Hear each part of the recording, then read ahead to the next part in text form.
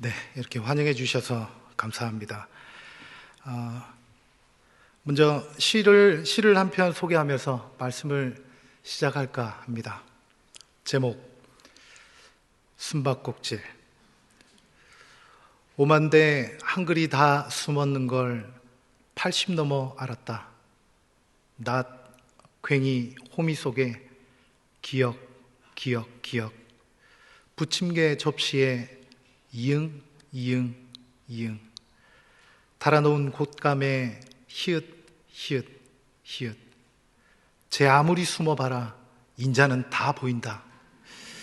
경남 거창군청 문해교실에서 정을순 할머니께서 쓰신 시입니다. 80이 넘어서야 글자를 배우기 시작하셨습니다. 그리고 83세에 쓴 이 시로 2019년 대한민국 문예의 달 대회에서 최우수상을 받았습니다. 한번 글을 배우고 나면 다시 글을 까먹을 수가 없습니다. 오만대 숨어있는 그 글자들이 다 눈에 들어와서 그렇습니다. 낫, 호미, 괭이, 부침개, 접시, 달아놓은 곶감 속에 아무리 꽁꽁 숨어도 80년 만에 눈을 뜬 순례를 피할 수는 없습니다. 할머니는 그동안 까맣게 몰랐던 이 숨바꼭질에 신이 나셨습니다. 제 아무리 숨어봐라 인자는 다 보인다. 하나님의 은혜가 딱 그렇습니다. 한번 눈을 뜨고 나면 다시는 이전으로 돌아갈 수가 없습니다. 오만대 숨어있는 하나님의 은혜가 눈에 들어오기 시작하고 그리고 감사가 넘쳐납니다. 오늘 금요심야 봉회가 정을순 할머님처럼 은혜의 글자를 배우는 시간 되면 참 좋겠습니다. 그래서 그동안 보이지 않았던 숨어있던 은혜가 더 선명하게 우리 눈에 들어오기를 축복합니다. 은혜의 글자를 배우는 것은 아마 한글보다는 더 오래 걸리겠지만 언젠간 우리도 이렇게 고백할 날이 오겠지요. 제 아무리 숨어봐라 인자는 다 보인다. 우리 그날을 위해서 옆에 계신 분들과 한번 연습 한번 해보겠습니다. 제 아무리 숨어봐라 인자는 다 보인다.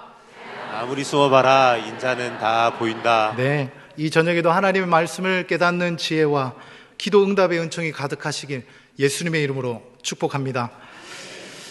예수님께서는 두 가지 사명을 가지고 이 땅에 오셨습니다. 첫 번째는 십자가 죽음을 통한 영혼 구원의 사명이었습니다. 누가복음 19장 10절 말씀입니다. 인자에 온 것은 잃어버린 자를 찾아 구원하려 하심이라. 아멘. 예수님의 두 번째 사명은 이 땅에 교회를 세우는 것이었습니다. 마태복음 16장 18절 말씀입니다. 또 내가 내게 이르노니 너는 베드로라. 내가 이 반석 위에 내 교회를 세우리니. 아멘. 예수님은 구원받은 백성들이 교회를 이루고 이 교회를 통해서 온 인류에 오고 가는 모든 세대에게 예수님의 구속 사역이 완성되길 원하셨습니다. 이 엄청난 임무를 우리 교회에게 맡겨주신 것입니다. 요한복음 14장 12절 말씀입니다. 우리 같이 한번 읽어보겠습니다.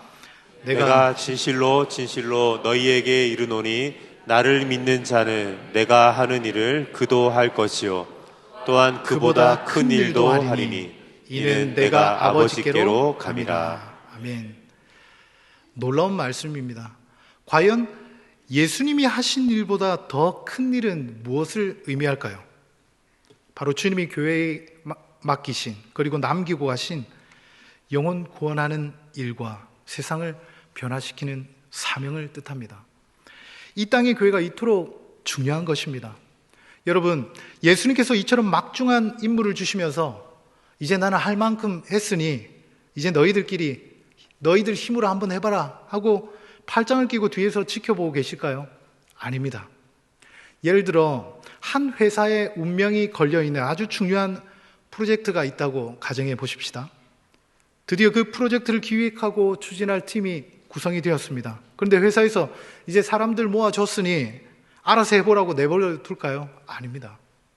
이 프로젝트의 성공 여부에 따라 회사의 운명이 달려 있다면 다른 사업을 정리해서라도 필요한 물적, 인적 자원을 최대한 지원할 것입니다. 막중한 책임을 주었으니 그에 걸맞는 지원도 하는 것입니다. 마찬가지로 예수님께서도 교회에게 막중한 임무를 맡기시면서 엄청난 능력을 약속하셨습니다. 그것이 무엇일까요? 첫째는 음부의 권세가 이기지 못하는 영적인 능력입니다. 우리 18절 말씀입니다. 또 내가 내게 이르노니 너는 베드로라. 내가 이 반석 위에 내 교회를 세우리니 음부의 권세가 이기지 못하리라. 아멘. 주님이 세우신 교회에 감히 음부의 권세가 이길 수 없는 영적 능력을 부어주신다는 것입니다. 여러분 잘 아는 것처럼 음부는 쉽게 말하면 지옥입니다. 그리고 권세, 원래 의미는 대문이라는 뜻입니다. 다시 말해서 음부의 권세는 지옥의 대문이다, 이렇게 설명드릴 수 있겠습니다.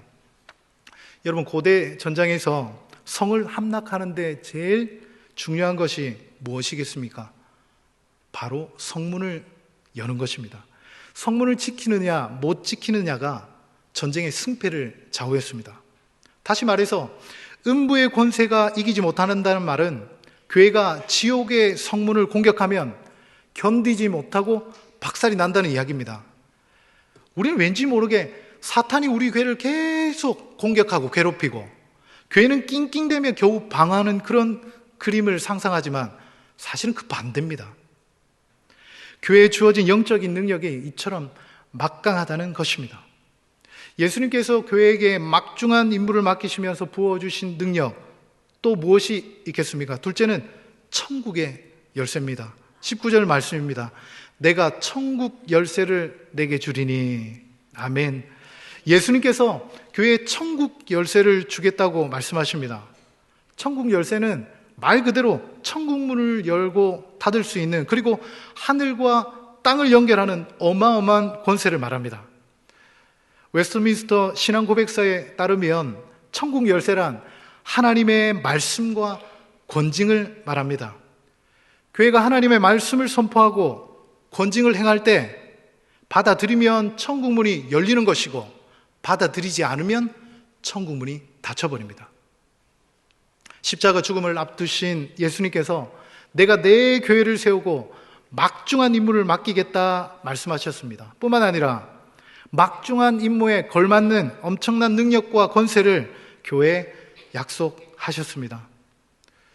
여러분 지금 우리 한국교회는 다들 극심한 위기라고 말들 하고 있습니다. 특별히 코로나 시기를 지나면서 많은 성도들이 떠나갔고 남은 성도들도 신앙이 많이 약해졌습니다. 많은 젊은이들이 교회를 떠나고 교회는 급속도로 고령화되어 가고 있습니다. 형편이 어려워진 작은 교회들은 줄줄이 문을 닫고 있습니다. 그리고 세상 사람들은 기독교 신앙인들, 교회 다니는 사람들에게 너희 아직도 그런 걸 믿고 다니냐? 아주 미개인 취급을 하고 있습니다. 정말 우리는 위기 가운데 있습니다. 그런데 한국교회의 진짜 위기가 무엇일까요? 성도의 수가 줄어들고 교회가 문을 닫는 것일까요? 한국교회의 위기의 본질은 그것이 아닙니다. 다만 그것은 현상에 불과합니다. 그 위기의 본질은 교회가 교회답지 못한 것입니다. 우리 성도가 성도답지 못한 데 있습니다. 많은 교회들이 병들어 제 역할을 못한다는 것입니다. 그렇다면 교회다운 교회는 무엇일까요? 오늘 말씀과 같이 예수님이 맡기신 사명을 감당하는 교회입니다. 교회의 정체성을 회복하는 것입니다. 그 막중한 사명을 감당할 때 예수님께서는 감히 지옥의 데몬이 견딜 수 없는 영적인 능력을, 그리고 천국문을 열고 닫는 권세를 주님이 우리 교회에 부어주실 줄 믿습니다.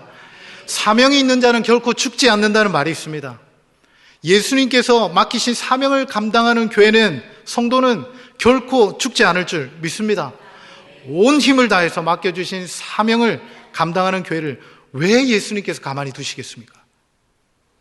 또한 성경은 우리 한 사람 한 사람을 교회라고 말씀합니다.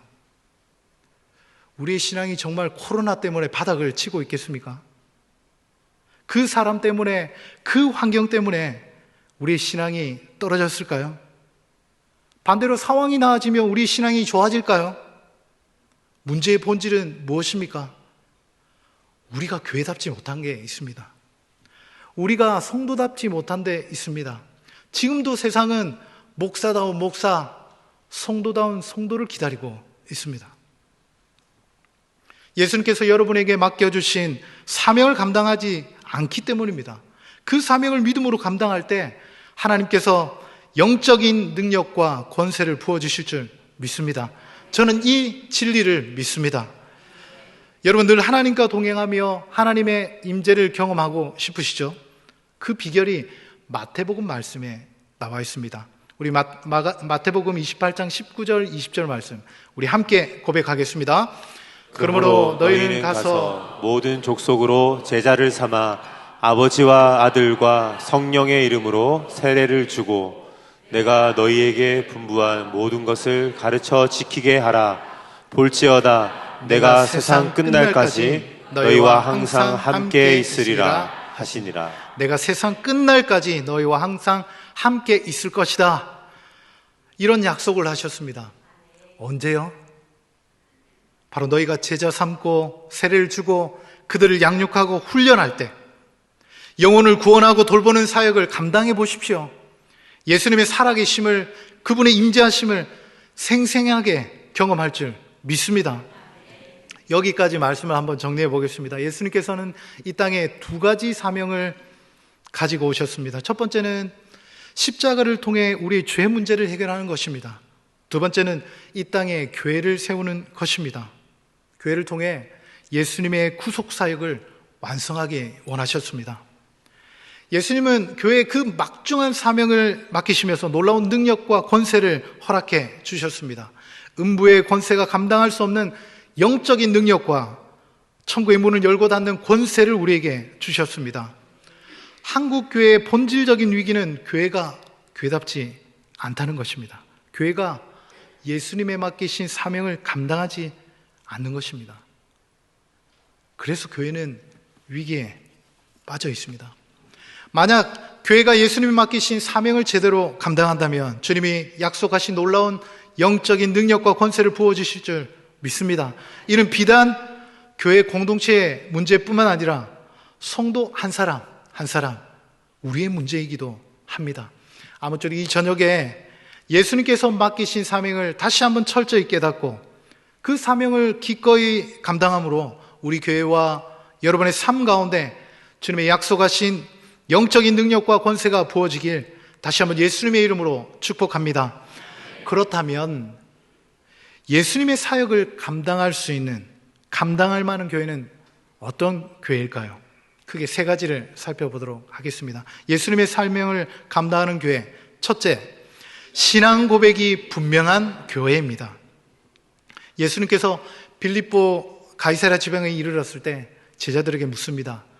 사람들이 나를 누구라 하느냐? 제자들이 답합니다. 어떤 사람은 세례 요한, 어떤 사람은 엘리야, 또 어떤 사람은 예레미야나 선지자 중에 한 사람이라고 말합니다. 그리고 예수님이 다시 묻습니다. 그렇다면 너희는 나를 누구라 하느냐? 시몬 베드로가 대답합니다. 주는 그리스도시요 살아계신 하나님의 아들이시니이다. 놀라운 고백을 합니다. 이 고백은 한 영혼을 구원하는 고백이요 교회의 초석을 놓은 역사상 가장 위대한 고백입니다. 18절 말씀 다시 한번 보겠습니다. 또 내가 내게 이르노니 너는 베드로라. 내가 이 반석 위에 내 교회를 세우리니 음부의 권세가 이기지 못하리라. 아멘. 베드로의 신앙 고백을 받으신 예수님께서는 내가 이 반석 위에 내 교회를 세우겠다 이렇게 말씀하십니다.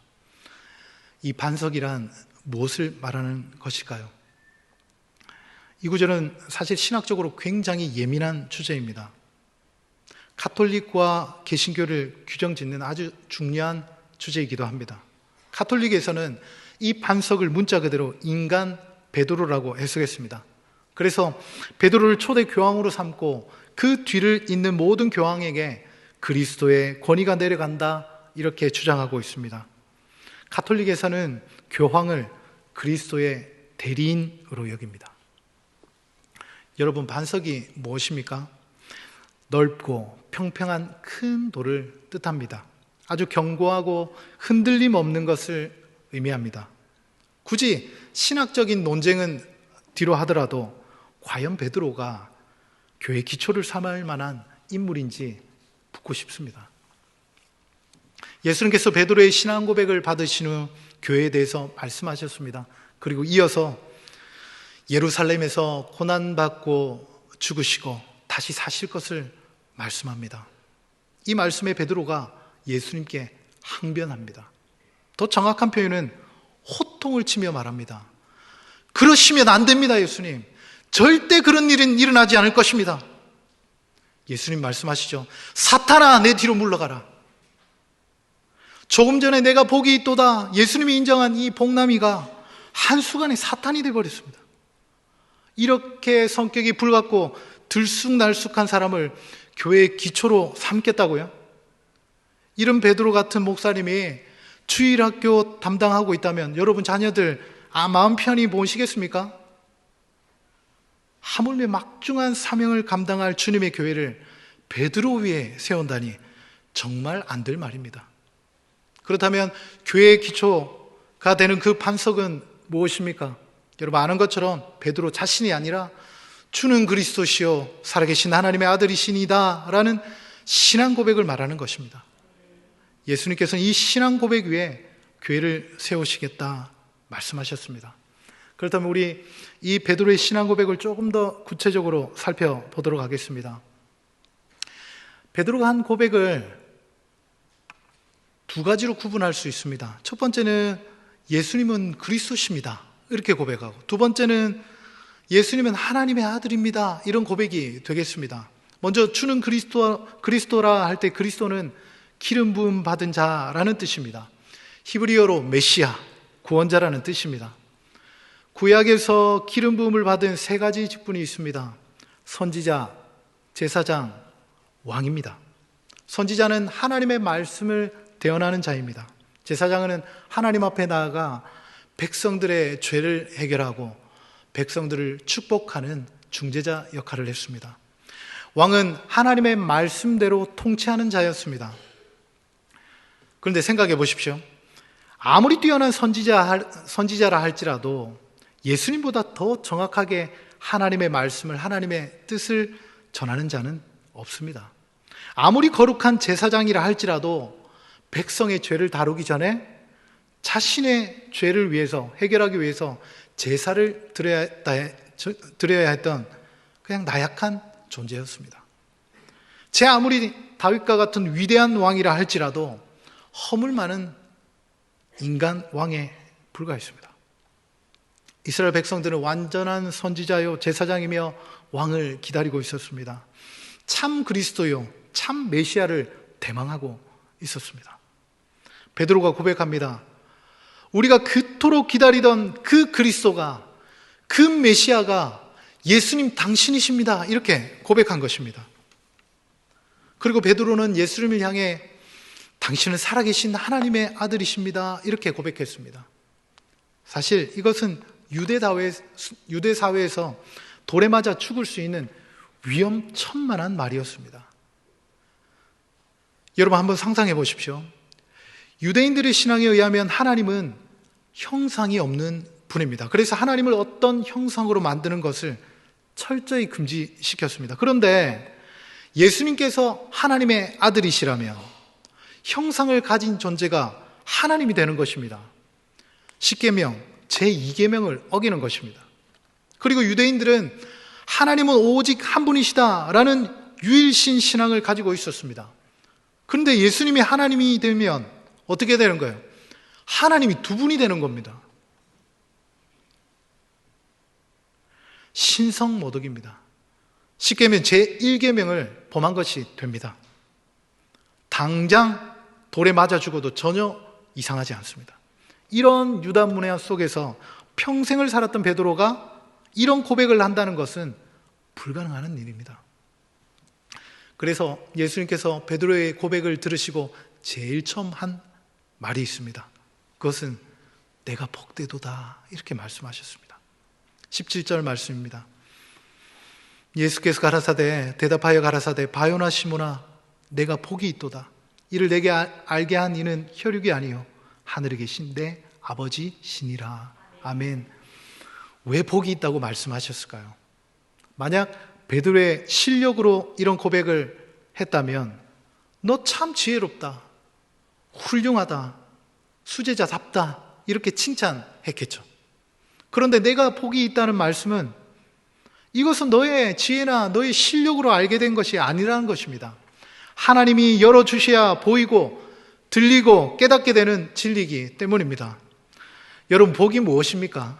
오늘 본문이 복이 무엇인지 명확하게 우리에게 말씀하고 있습니다. 복이 무엇입니까? 아는 것이라고 말씀합니다. 무엇을 아는 것입니까? 예수님이 그리스도시고 하나님의 아들임을 아는 것을 말합니다. 그런데 왜 이것이 복이 될까요? 아무나 가질 수 있는 지식이 아니기 때문입니다. 하나님께서 택한 하나님의 자녀들만 알 수 있는 지식이기 때문입니다. 저는 고등학교 1학년 때 친구를 따라 처음 교회를 나갔습니다. 저를 전도한 친구는 참 성격이 안 좋았습니다. 여자친구도 아닌데 얼마나 성격이 예민한지 한 번 비치면 며칠 동안 힘들게 했습니다. 여러 번 거절을 하다가 너무 괴롭혀서 할 수 없이 교회를 가게 되었습니다. 성격 나쁘신 여러분, 너무 걱정 안 하셔도 됩니다. 하나님이 필요하시면 그 성격도 쓰십니다. 제가 처음 교회를 방문한 날은 주일이 아니었습니다. 고등부 토요 기도회였습니다. 40-50명 정도 되는 고등학생들이 예배실에 모여 앉았습니다. 고등부 회장님이 통기타를 치며 찬양 인도를 했고 이어서 목사님이 나오셔서 말씀을 전하셨습니다. 그리고 기도를 하자 하시더니 갑자기 불이 꺼졌습니다. 그때부터 멀쩡했던 고등학생들이 미쳐 나가기 시작했습니다. 소리를 고래고래 지르는 사람, 울며 불며 땅을 치는 사람, 어떤 친구는 미친 사람처럼 박수를 치며 기도를 했습니다. 제일 무서웠던 건 전혀 알아들을 수 없는 말을 따발총처럼 쏘아대며 기도하는 사람이었습니다. 저는 민첩하게 이 광신도 집단에서 도망을 쳤고 탈출에 성공을 했습니다. 그렇다고 오해는 하지 마십시오. 제 모교는 내년이 되면 120년이 되는 아주 정통적인 교회입니다. 적어도 처음 교회를 갔던 제 눈에는 그렇게 보였다는 이야기입니다. 그리고 집에 왔는데 그 미친 아이들이 자꾸 생각이 났습니다. 참 어린 나이에 안 됐다 이런 생각도 들다가도 혹시 하나님이 계시면 어떻게 하지? 이런 생각이 드는 겁니다. 그렇게 며칠을 고민하다가 혹시 모르니 하나님이 계신지 모르니 교회를 다녀보자 이렇게 마음으로 결심을 했습니다. 그리고 제게는 하나님을 시험할 만한 확실한 기도 제목 한 가지가 있었습니다. 저는 요즘 고상한 말로 사회 불안 장애를 겪고 있었습니다. 예를 들면 이런 거죠. 국어 시간에 선생님이 책을 읽히면 한 문장을 읽고 나면 더 이상 읽어 나갈 수가 없었습니다. 너무 심장이 쿵쿵거리고 호흡이 되지 않아서 숨을 쉴 수가 없어서 글을 읽을 수가 없었습니다. 그 모멸감과 그 수치심은 이루 말할 수가 없었습니다. 많은 사람들 앞에서 뭔가 발표한다는 것은 감히 상상할 수도 없었습니다. 이것이 교회를 다니면서 첫 번째 간절한 기도 제목이었습니다. 어떻게 됐을까요? 응답 받았을까요? 못 받았을까요? 너무 어렵습니까? 지금 여러분들 앞에 기도의 응답이 서 있습니다. 하나님께서 저의 기도에 응답해 주셨습니다. 너무 넘치도록 응답해 주셔서 찬양 인도도 시키시고 이렇게 말씀도 전하게 해주시고 요즘은 마이크 잡으면 마이크 놓기가 힘들어집니다. 옛날 어른들이 교회 가면 밥이 나오냐 쌀이 나오냐 핀잔을 많이 하셨습니다.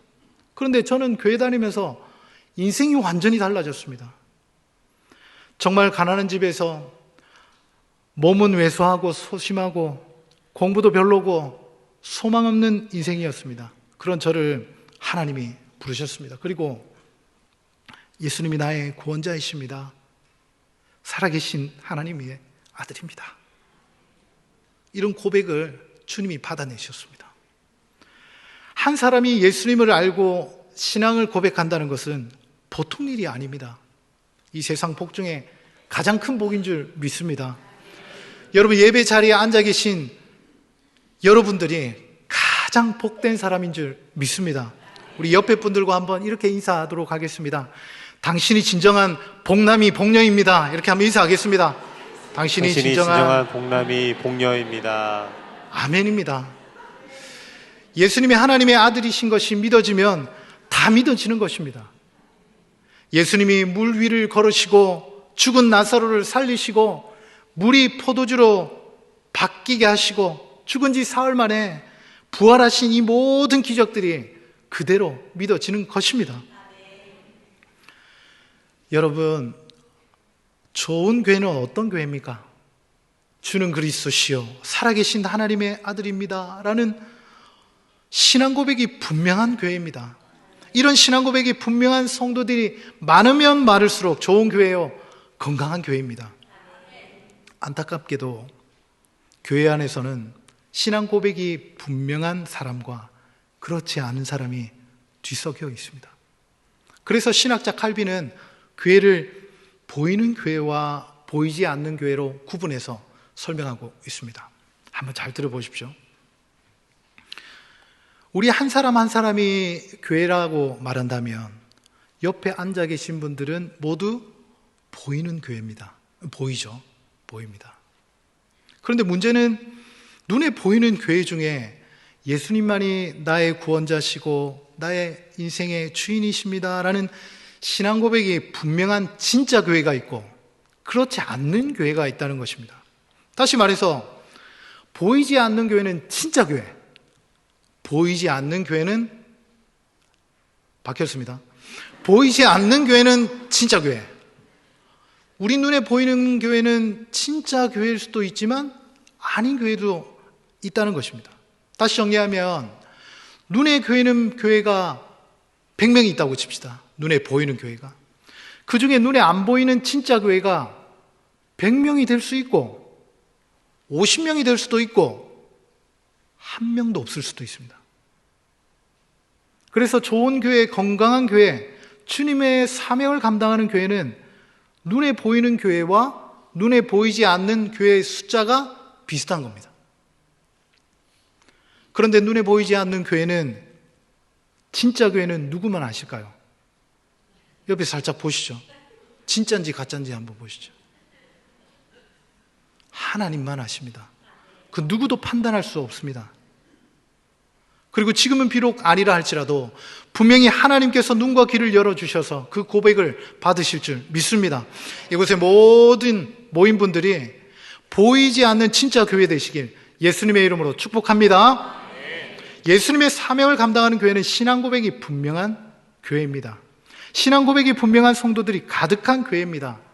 왜냐하면 주님의 교회는 예수님만이 나의 구원자시며 살아계신 하나님의 아들입니다 라는 신앙 고백 위에 세워지고 존재하기 때문입니다. 예수님의 사명을 감당하는 교회는 어떤 교회일까요?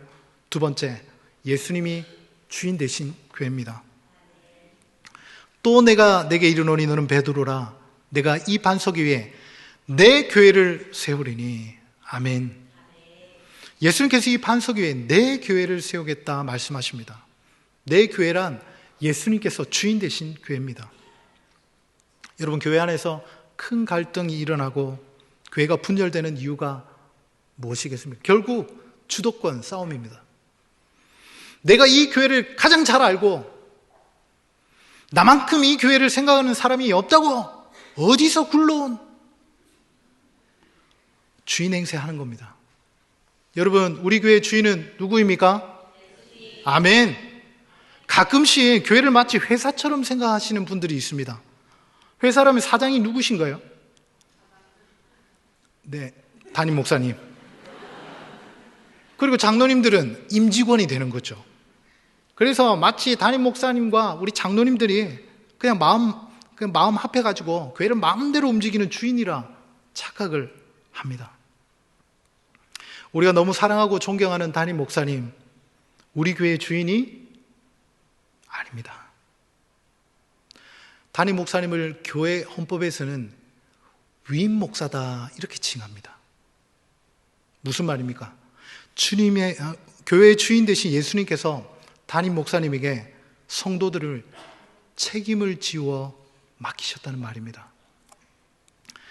마지막 날에 예수님께서 담임 목사님에게 우리 교회와 성도들에 대해서 책임을 묻겠다 이런 말이 되겠습니다.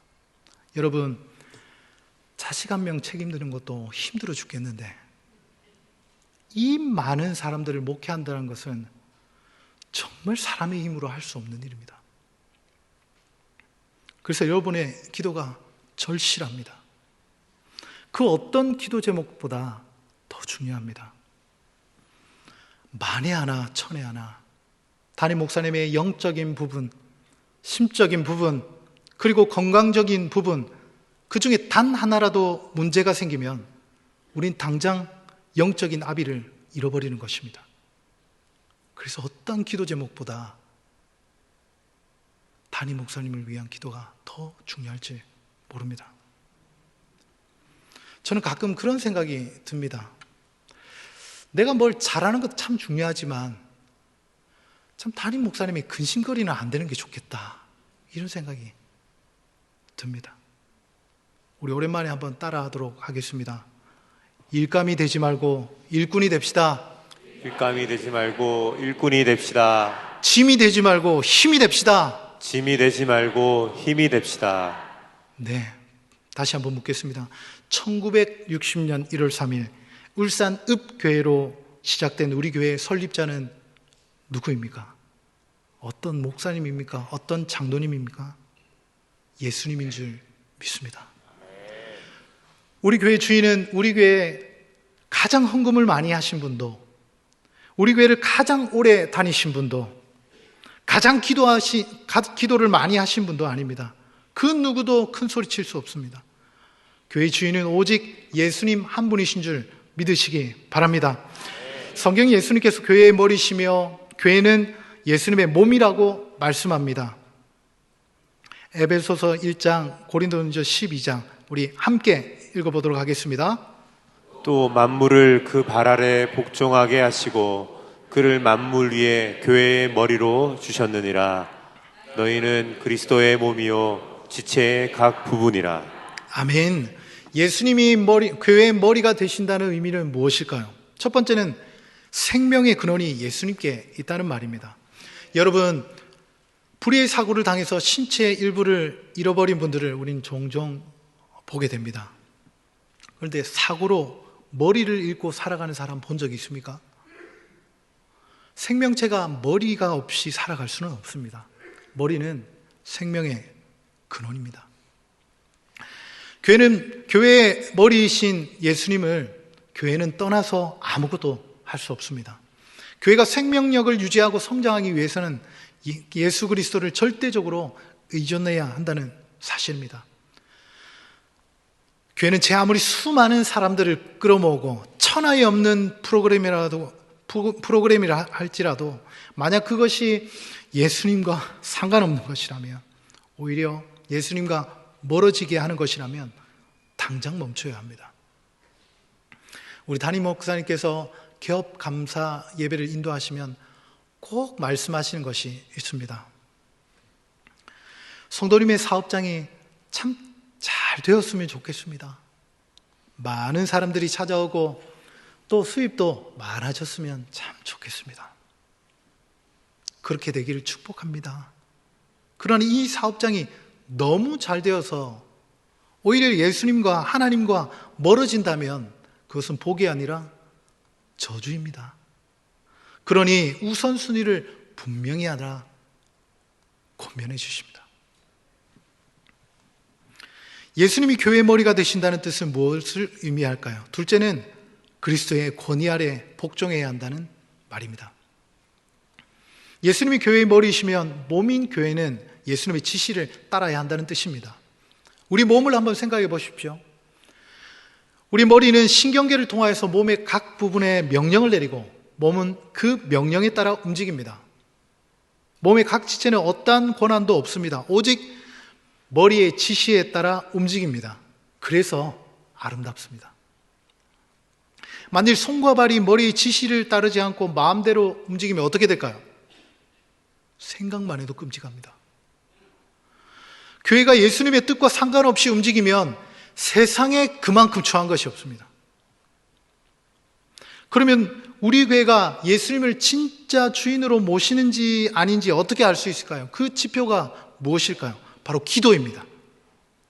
교회가 어떤 결정을 할 때 주님의 뜻을 묻고 주님 말씀에 순종하는지 여부를 알 수 있다는 것입니다.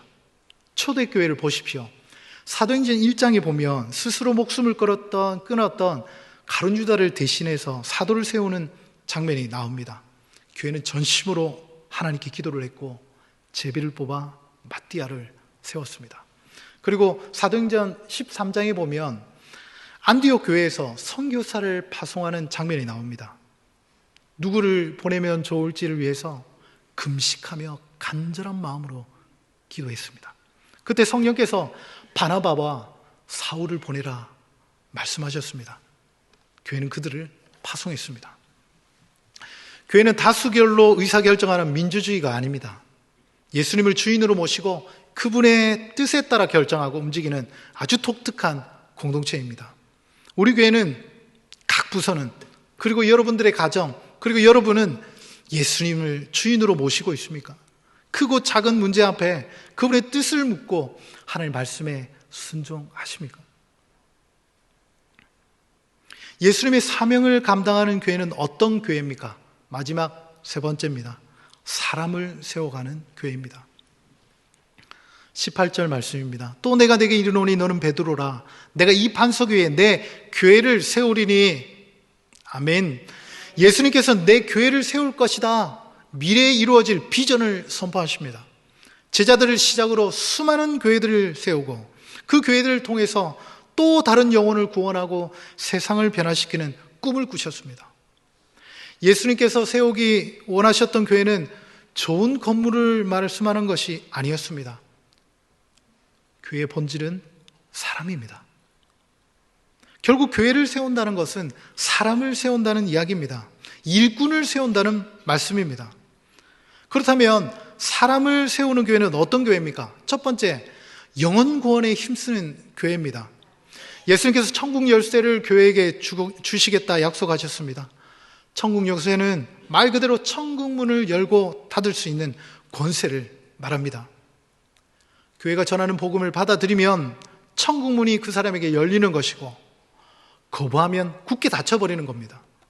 영혼 구원하는 것이 교회의 가장 큰 사명인 줄 믿습니다.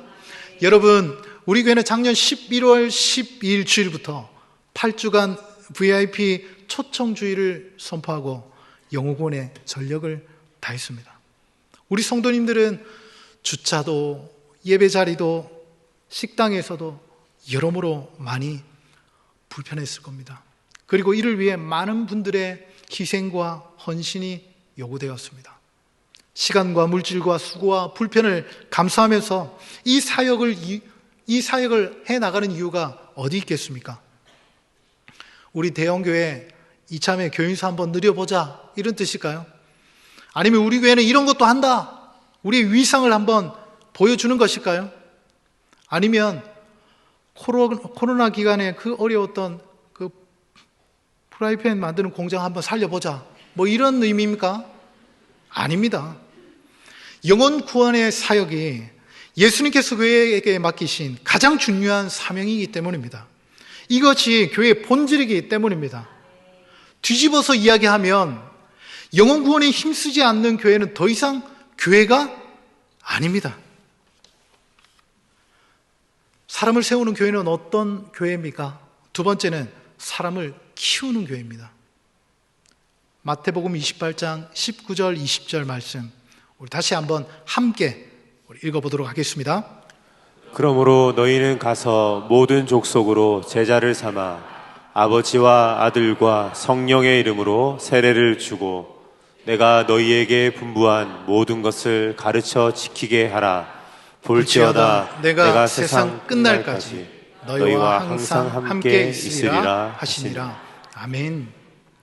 복음을 듣고 하나님의 자녀가 되었다면 그것이 끝이 아니라 그들을 제자 삼고 하나님의 말씀을 가르치며 지키게 하라는 것입니다.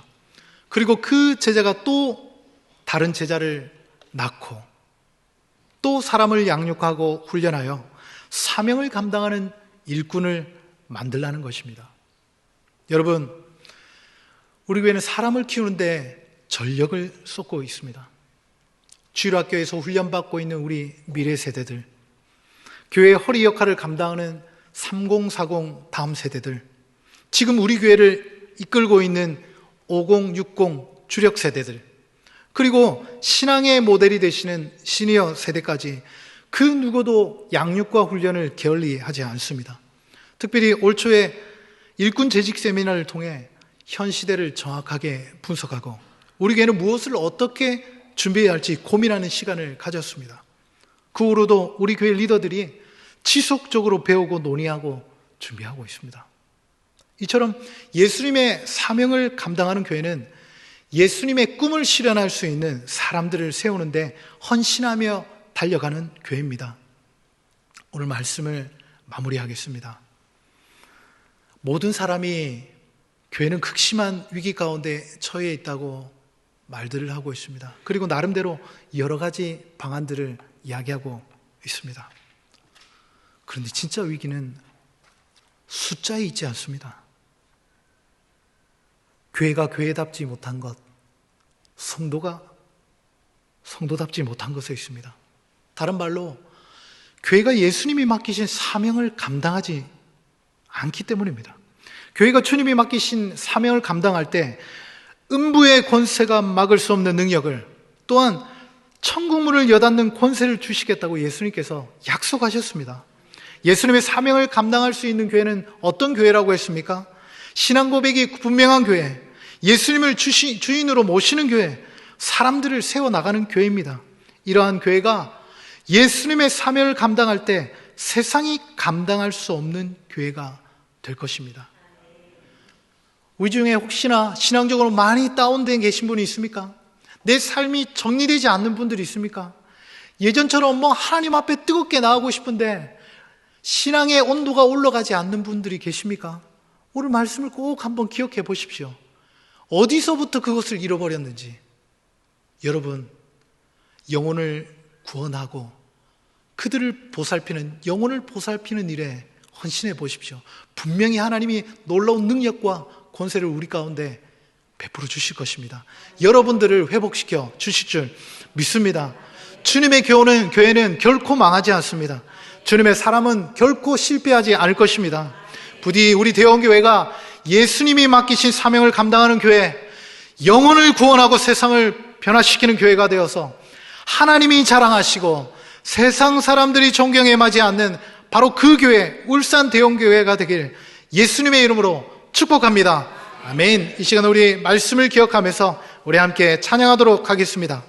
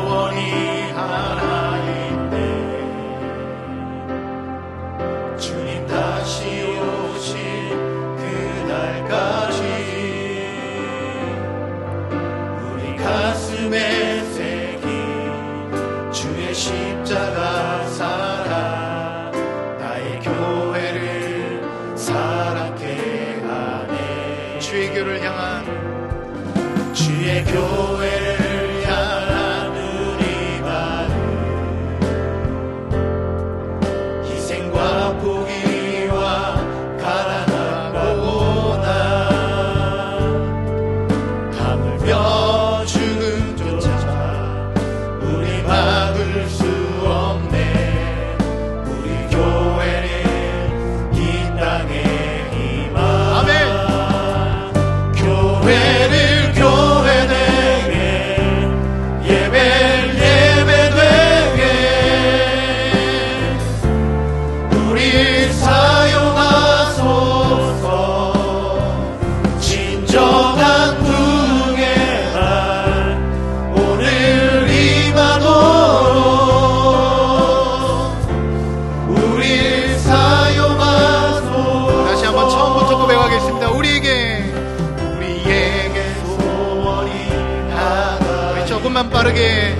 고백하겠습니다. 주님 다시 오신 그날까지 우리 가슴에 새긴 주의 십자가 사랑, 나의 교회를 사랑케 하네. 우리 교회를 향한 주의 교회를 향한 우리 마음, 인생과 공의와 가난과 고난, 하물며 죽음조차 우리를 막을 수 없네. 우리 교회는 이 땅에 희망인 줄 믿습니다. 아멘. 교회를 교회되게, 예배를 예배되게 우리 사용하소서. 진정한 부흥의 날 오늘 임하도록 우리 사용하소서. 성령 안에 예배하리라. 성령 안에 예배하리라. 자유의 마음으로 사랑으로 사역하리라. 교회는 생명이니 교회를 교회되게, 예배를 예배되게 우리 사용하소서. 진정한 부흥의 날 진정한 부흥의 날 오늘 임하도록 우리 사용하소서. 우리 다시 한번 고백합니다. 교회를 교회되게, 교회를 교회되게, 예배를 예배되게 우리를 사용해 주옵소서. 우리 사용하소서. 진정한 부흥의 날 오늘 임하도록 우리 마지막으로 고백합니다. 우리 두 손 높이 들고 교회를 교회되게, 예배를 예배되게 우리 사용해 주옵소서. 우리 사용해서 하나님, 우리 가정과 우리 교회와 우리 가운데 진정한 부흥을 일으켜 주옵소서. 오늘 임하도록 우리 사용하소서.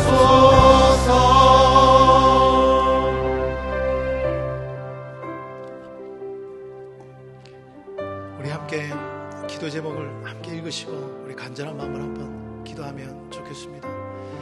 우리가 신앙 고백이 분명한 교회, 예수님을 주인으로 오신 교회, 사람들을 세우는 교회가 되게 하옵소서.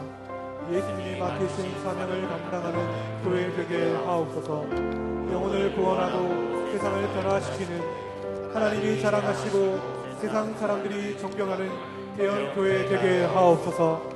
특별히 주께서 우리 교회를 위임하신 담임 목사님을 성령 충만케 하시고 하늘의 평강을 허락하시고 건강을 지켜주시옵소서. 가정을 평안케 하옵소서. 아멘. 사랑하는 여러분, 하나님께서 우리 한 사람 한 사람을 교회로 부르셨습니다. 우리가 하나님 부르신 목적대로 주님의 사명을 감당할 때 하나님의 놀라운 능력과 권세를 부어주실 줄 믿습니다. 더 이상 사람 탓, 환경 탓하며 눌려있는 인생이 아니라 우리 각자의 자리에서 주님 주신 사명을 감당할 때 우리의 삶의 역사가 일어날 줄 믿습니다. 우리 간절한 마음으로 주여 한번 부르짖고 뜨겁게 한번 기도하도록 하겠습니다. 주여!